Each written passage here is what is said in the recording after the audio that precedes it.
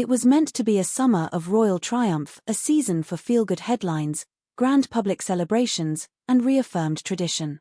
Instead, scandal detonation rocked Buckingham Palace as headlines screamed, "The monarchy's taxpayer funding is about to skyrocket to an all-time record."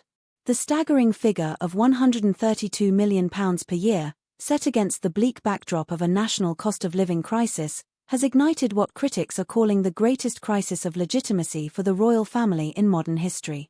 Behind the palace walls, panic is real. Courtiers scramble to justify the windfall as vital for heritage and essential for national unity, but their words ring increasingly hollow. Across Britain, from stormy parliament debates to viral social media outrage, the central question burns: why are everyday families tightening their belts while King Charles and Prince William prepare to pocket an extra £50 million a year for their private estates, renovations, and security detail? Insiders describe a mood of siege inside the royal household. "No one wants to be the face of this announcement, even Charles himself," confides one long-serving advisor. "They know the optics are terrible. They know the nation is angry. The revelations couldn't come at a worse time. The NHS, welfare benefits, and public education are all facing brutal funding cuts." Yet this spring, while millions of Britons struggled to heat their homes, headlines broke the news: government transfers to the royals will leap by almost 60%. The sovereign grant money flowing straight from taxpayers' pockets will cover refurbishment of ancient palaces, new luxury cars, state banquets, private security, and heritage preservation, but with no breakdown of how much goes to the personal comfort of the Windsors themselves. For King Charles and Prince William, the fury is personal. Polls show a dramatic dive in public trust, especially among young people. Social media memes lampoon royal extravagance, images of gold-leaf bathrooms, fur-lined cloaks, and diamond tiaras circled by shocked statistics about food banks and pensioners. "It's Marie Antoinette at Windsor," tweets one commentator. Even some celebrity allies warn that the institution risks irreversible harm. Parliament isn't ignoring the storm. Demands for a full audit of royal spending have reached new heights. MPs from both sides of the aisle are calling for transparency laws that would, for the first time, compel the Windsors to disclose exactly where every taxpayer pound goes. Labour leaders and growing numbers of Conservative backbenchers see an opportunity to strip back the monarchy's untouchable budget. Some allege that millions pledged to public heritage are actually shunted into discreet trusts and luxury upgrades for personal use. Economists and legal experts chime in. By exploiting arcane land rights and historic loopholes, the Duchy of Lancaster, Charles's private estate, and the Duchy of Cornwall, now William's domain, generate tens of millions in private profits but enjoy their own systems of privilege and tax exemption. "These are not just symbolic properties," says a financial watchdog source. "They are highly lucrative businesses. Why should they be funded as if they're public museums?" Politics fuels the drama, but so do palace fears. The royal family is haunted by the possibility of a constitutional crisis. If public rage boils over, will Parliament seize land, cap royal income, or even hold a vote on abolishing taxpayer support altogether? Across Europe, monarchies are downsizing and opening their finances. British royals who refuse to do so risk being seen as hopelessly out of touch. But while PR flags spin, Charles and William lock horns with palace old guard over how to ride out the storm. William, ever the modernizer, is said to want a drastic shift, a new, transparent budget, slimming the royal roster, swallowing public humility. Charles, raised on tradition, reportedly resists. He fears conceding to mob justice and undermining the crown's mystique. Their standoff is now a matter of heated late-night rows. The press have a field day plumbing the lavish details. £20 million for urgent palace repairs, including gilded salons and secret wine vaults, another million spent to fly the family's private doctors and stylists to rural estates, and a mountain of unaccountable personal security expenditures that, whistleblowers claim, cover everything from armored limos to hush money for staff loyalty. Amidst this, the Queen Consort and Princess Catherine are forced or stage-managed into the public eye for carefully choreographed shows of modesty, recycled dresses, budget photo ops with food bank charities, speeches on everyday struggles. The irony is not lost on a public that sees the Windsors' true lifestyle through tabloids and TikTok leaks. As outrage builds, Opposition leaders threaten a royal reckoning, no more blank checks.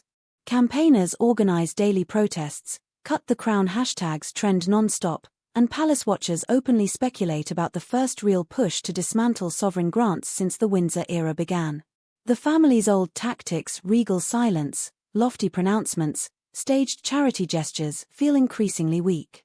For the first time in decades, senior royals are openly terrified that, without dramatic concessions, they could spark not only austerity, but a national debate about the monarchy's very existence. The stakes have never been higher: adapt, reveal, and reform, or risk losing not just millions, but the legitimacy of the crown itself. The escalating scandal is more than just numbers on a ledger, it's a mirror reflecting the widening gap between the monarchy and the British public it claims to serve. With millions facing energy crises, mounting housing costs, and stagnant wages, the news of soaring royal expenditures has ignited a fierce backlash from all corners of society. Public protests, heated debates in Parliament, and viral social media campaigns have all converged to challenge the unquestioned privilege long enjoyed by the Windsors. Inside the royal estates, the pressure is immense. Staff report an unprecedented level of scrutiny not only from the media but from within. Loyalty is tested daily as aides and courtiers navigate a labyrinth of secrecy and scandal. Private conversations reveal fears that the monarchy is at a tipping point, with even the most loyal wondering how long public support can withstand the tide of criticism. Financial experts analyzing the opaque royal finances are alarmed by the scale and sophistication of the mechanisms employed to shield wealth from public view. Offshore trusts, donations routed through charitable organizations, and complex property arrangements create layers of obfuscation that frustrate even seasoned investigators. The House of Windsor's real estate portfolio rivals some of the largest global property moguls, yet detailed disclosures are scarce. Recent leaks suggest properties once considered national treasures have been leveraged as financial assets with little regard for transparency or public accountability. Questions swirl around the lavish renovations of royal residences, many of which remain closed to the public under the guise of privacy or security. Critics argue that extravagant spending on palatial upgrades is tone-deaf to the struggles of ordinary citizens and emblematic of a monarchy out of touch with modern Britain. Political pressure is mounting. The opposition parties have seized on the issue to rally support for reforms that would introduce unprecedented checks on the monarchy's finances. Some parliamentarians propose replacing taxpayer-funded grants with fixed endowments or annual parliamentary reviews, measures designed to inject transparency and curb excess. The royal family, meanwhile, finds itself divided. Prince William pushes for modernization and openness, recognizing that survival depends on public trust. He backs initiatives aimed at streamlining the monarchy and engaging with younger, more diverse audiences. However, resistance from older members, including King Charles, complicates these efforts. Charles' traditional values clash with the urgency of reform demanded by the palace's future heirs. Public perception hangs in the balance. Polls reveal a growing distrust toward an institution seen as increasingly privileged yet disconnected. Social media amplifies every misstep, and on platforms like TikTok and Twitter, the monarchy is subjected to meme-fueled scrutiny that erodes its mystique. Financial scandals, political wrangling, and public anger have created a maelstrom that threatens to engulf the House of Windsor. The family's response, however measured, is seen by many as defensive, if not self-serving, raising questions about the monarchy's ability to evolve and lead. This ongoing saga is more than a money scandal, it's a defining moment for one of the world's most iconic institutions. The choices made now will resonate far beyond palace walls, impacting national identity, social cohesion, and the legacy of a dynasty that has shaped British history for centuries. As Parliament debates, media outlets expose, and public opinion shifts, the British monarchy faces a reckoning. Will it rise renewed and relevant, or crumble under the weight of mounting challenges? This story is far from over. The eyes of the world remain fixed on Buckingham Palace, awaiting every revelation, every upheaval, and every decision that will chart the course of the crown's future. The battle now extends beyond the gilded halls to the very fabric of British society. A nation grappling with identity, heritage, and fairness watches every royal move with increasing skepticism. Charity events, royal tours, and media narratives are no longer uncontested fields but battlegrounds where influence and image are fiercely contested. Insiders caution that failure to adapt to this new era could spell disaster. The monarchy's survival hinges on transparency, relevance, and reconnecting with a public that demands accountability. As the Windsors face their most consequential crossroads yet, every decision echoes with historic weight. This isn't just a financial scandal, it's a defining chapter in the story of a family, a nation, and a monarchy standing at a precipice. The world waits to see which way the scale will tip. Keep watching. Because the crown's future is being written right now.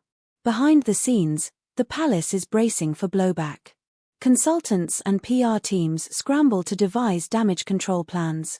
Social media managers rush to spin narratives around charitable works and environmental commitments. Meanwhile, whispers circulate about potential leaks from disgruntled insiders determined to expose long-hidden secrets, financial arrangements, private deals, and the true cost of maintaining royal grandeur. Parliamentary committees prepare to question royal accountants, and fierce debates rage about the future funding of the monarchy itself. At the same time, internal family discussions reportedly grow heated, with allegiances shifting as power brokers position themselves for the post-Charles era. The public's trust hangs in the balance amidst rumors, scandals, and the relentless glare of 21st-century media. The Culloden House meetings, once private and serene, now crackle with tension. Every move, every word, every gesture in this saga is scrutinized, dissected, and debated. This is much more than a story about money, it's about survival, legacy, and the future of a centuries-old institution. The coming months promise to be turbulent, unpredictable, and utterly captivating. Stay with us as we continue to expose and explore the royal family's most significant crisis in decades.